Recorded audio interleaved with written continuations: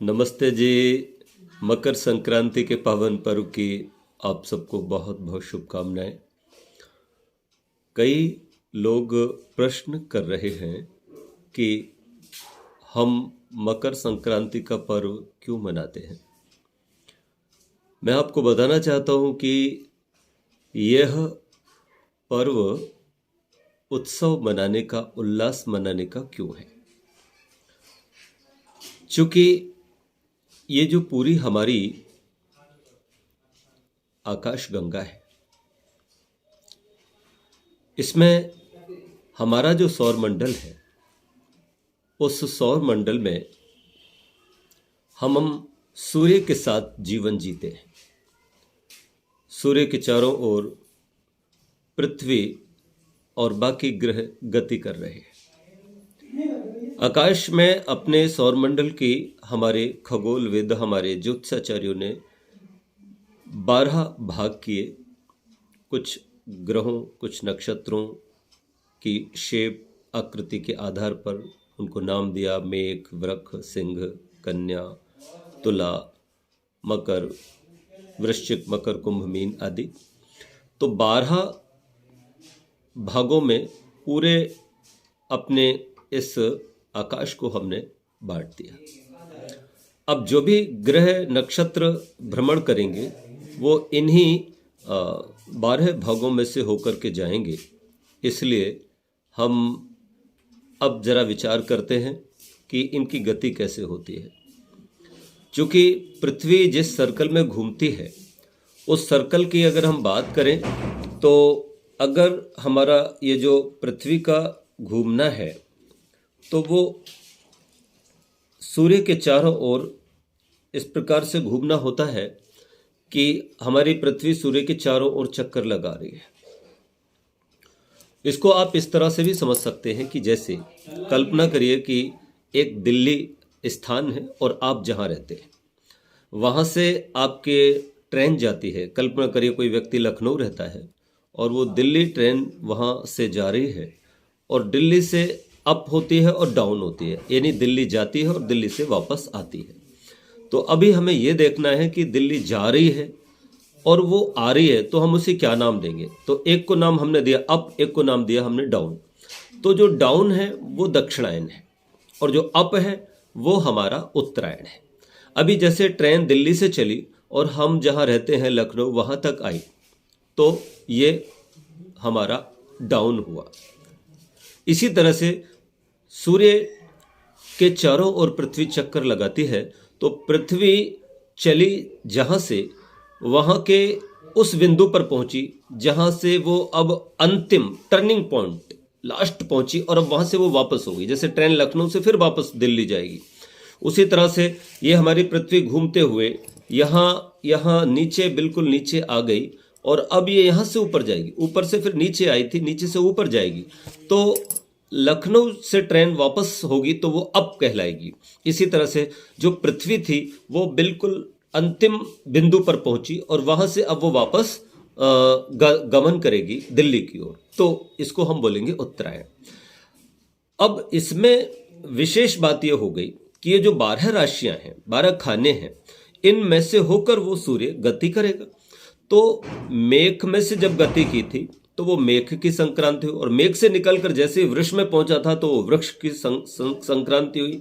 वृक्ष से निकल करके मिथुन में गया तो जो वृक्ष और मिथुन के मध्य का जो बिंदु होता है वहां पर वो संक्रांति हुई मिथुन की। जैसे लखनऊ से अगला स्टेशन शाहजहांपुर है, शाहजहांपुर से अगला स्टेशन बरेली है, फिर मुरादाबाद है, फिर गाजियाबाद है। तो जैसे शाहजहांपुर पड़ा तो शाहजहांपुर से ट्रेन गुजरी, इसी तरह से ट्रेन गुजरी बरेली से, फिर गुजरी मुरादाबाद से। ट्रेन तो लगातार रन कर रही है, वो लगातार चल रही है, लेकिन हम कहेंगे कि अब शाहजहांपुर आ गया। शाहजहांपुर तो वही है जहाँ था, पर हम लोग बोलते हैं हम शाहजहांपुर आ गया, फिर कहेंगे बरेली आ गया, फिर कहेंगे मुरादाबाद आ गया, फिर कहेंगे गाजियाबाद आ गया, अब दिल्ली आ गई। तो उसी तरह से ये सूर्य इन राशियों में से होकर के चला जाता है। राशियां तो हमने अपने ढंग से बना ली, हमने समझने के लिए इस पूरे ग्रह नक्षत्रों के गति को, आकाश को हमने ये सुविधाजनक दृष्टि से राशियां बनाई हैं। तो अब उसी तर्ज पर जब सूर्य धनु में है इस समय अभी भी धनु में है। और आज शाम को, आज 14 तारीख है, तो 14 तारीख को अभी हमारा जो सूर्य है वो धनु से 8 बजकर कुछ मिनट पर, 40 मिनट पर लगभग, वो अब धनु से मकर में प्रवेश करेगा। यानी ट्रेन मुरादाबाद से आ रही है और मुरादाबाद से निकलने वाली है। बस इतना सा इसका फर्क है और इतना ही इसको समझना है। बाकी सूर्य से हम जुड़े हैं, सदैव जुड़े हैं, पृथ्वी पर हम रहते हैं, तो इस पर रहने का जो हमारा ढंग है हम उस ढंग से रहते हैं और सूर्य का लाभ लेते हैं।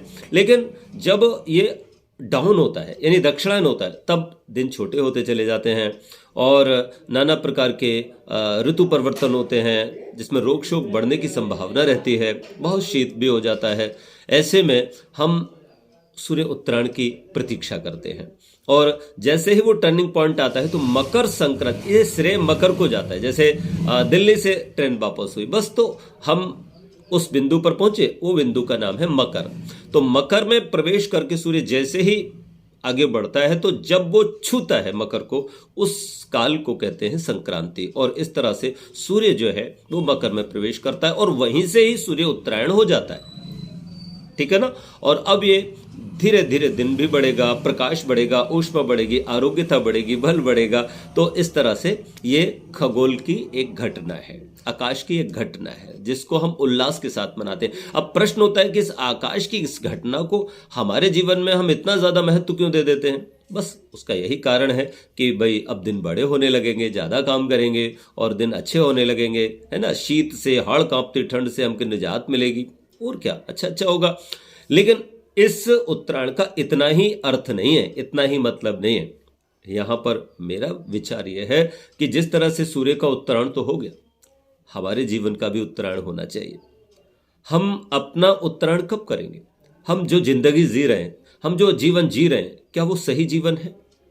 यदि वो जीवन कहीं रावण को छूता है, बाली को छूता है, कहीं वो कंस को छूता है, दुर्योधन को छूता है, तो फिर हम अच्छा जीवन नहीं जी रहे। ये उत्तरायण हमें अपडेट करने के लिए आया है।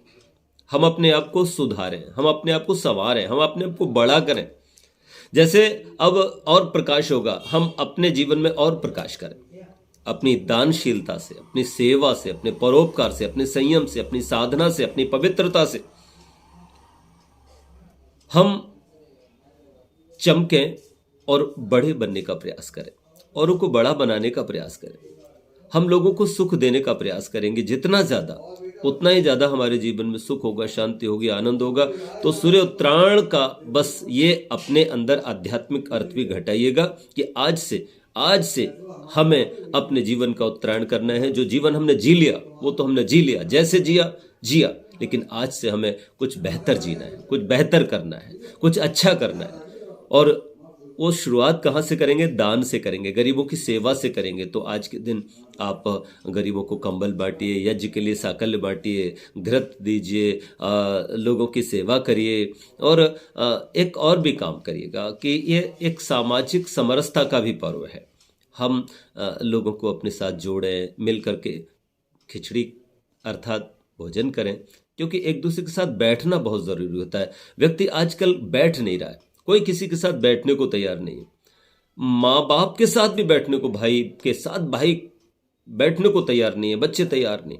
एक जनरेशन गैप होता चला जा रहा है, एक सोशल गैप होता चला जा रहा है। वो नहीं होना चाहिए। हम पहले बहुत आत्मीय होते थे, हमारे पास इतना समय होता था कि हम किसी रिश्तेदारी में जाते थे तो खूब 4-6-10 दिन तो रुकते ही रुकते थे। और वहाँ केवल उन घर के लोगों से ही नहीं, मोहल्ले वाले, गांव वालों से भी हमारा, है ना, पूरा संपर्क हो जाता था और हम सबके रिश्तेदार हो जाते थे। ये खूबी थी। तो वेद में आज भी मैं वैदिक में पढ़ रहा था तो मंत्र आया था कि हम लोग सामाजिक बने। और सामाजिक बनने का यही है कि कभी हम किसी को अपने घर बुलाएं तो वो भी हमें अपने घर बुलाएंगे। और इस तरह से हम कई बार औरों को अपने डिनर पे, अपने लंच पर बुला करके उनको उनके साथ एंजॉय करें, उनको खिलाएं अच्छे से और अच्छा वार्तालाप करें, सुख दुख की बात करें और कभी भी किसी के भी सुख दुख में हमेशा शामिल हों। और जहाँ तक संभव हो अपनी वाणी को पवित्र करिए, अपने आहार को पवित्र करिए, अपनी आँखों को पवित्र करिए। परदारेषु मातृवत परद्रव्येषु लोष्ठवत, इस भावना को भी अंदर स्वीकार करिएगा। और जितने भी शुभ कर्म हैं वो पंच महायज्ञ हों, ब्रह्म यज्ञ, देव यज्ञ, अतिथि यज्ञ, पितृ यज्ञ, बलवैश्य देव यज्ञ, इन पंच महायज्ञों को नित्य करने का संकल्प करिएगा। अष्टांग योग का ही पथ एकमात्र भक्ति का सुंदर पथ है। इस पथ पर भी चलने का आप निरंतर प्रयास करिएगा। तो मैं भगवान से प्रार्थना करूंगा कि आप सबके, हम सबके जीवन का उत्तरायण हो। बहुत बहुत शुभकामनाएं।